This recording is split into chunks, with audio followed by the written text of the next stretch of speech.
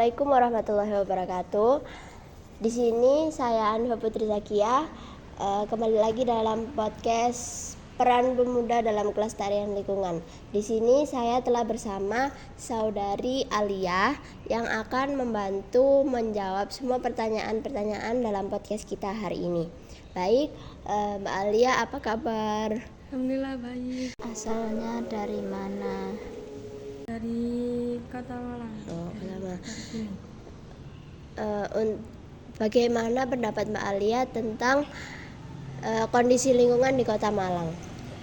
Kondisi lingkungan di Kota Malang ini mungkin dari katakan cukup bersih, tapi masih kurang karena mungkin berada di pusat kota. Bagaimana kondisi lingkungan Mbak Alia di daerah sana? Di sana itu banyak sekali sampah, tetapi minim pengelolaannya. Yang di sana itu sampahnya lebih dibakar, jadi menyebabkan polusi udara yang sangat tidak baik untuk bumi dan pernafasan.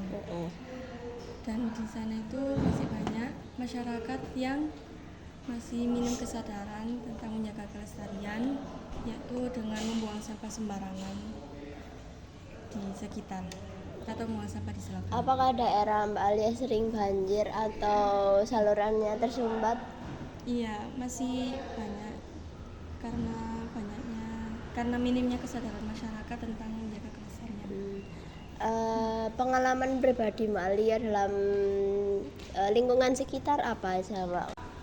Yang pertama mungkin mengingatkan terus habis itu kita gotong royong untuk mengambil sampah secara bersama-sama. Terus habis itu kalau untuk diri sendiri tidak membuang sampah sembarangan dan memilah sampah antara sampah anorganik dan organik. Baik. Dari beberapa platform di internet, bahwasannya data statistik pemerintah dan realitanya bahwasanya pada tahun 2023 Indonesia telah menghasilkan 68 juta ton dan 17%-nya dari sampah plastik. Nah, dapat disimpulkan bahwasanya rakyat Indonesia ini banyak menggunakan sampah plastik daripada sampah-sampah dari bekas tumbuhan. Pemerintah saat ini menargetkan adanya nol emisi karbon. Apakah ini realistis untuk dilakukan? Target ini itu terlalu ambisius. Target ini ambisius tapi sulit untuk dicapai.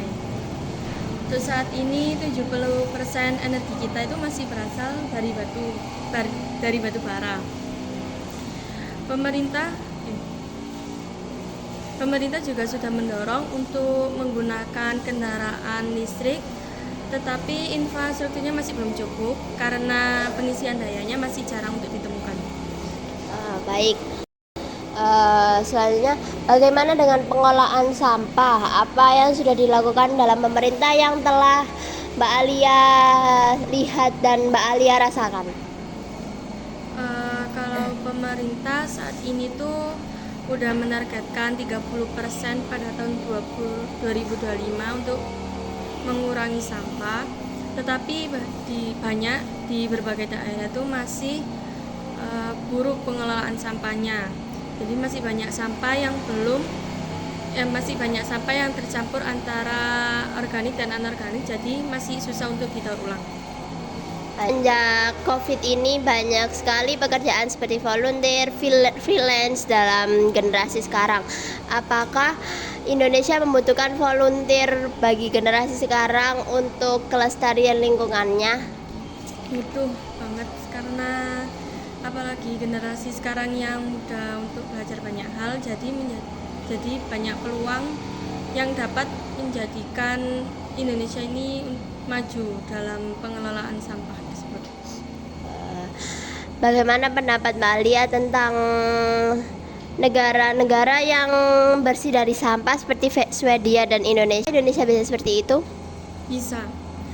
Itu juga tergantung dari kesadaran masyarakatnya masing-masing, juga dari peran pemerintah tentunya yang nggak kalah penting. Untuk yang terakhir, bagaimana saran Mbak Alia untuk mengurangi sampah di Indonesia dan menggalakkan visi dari pemerintah yang zero emisi karbon itu?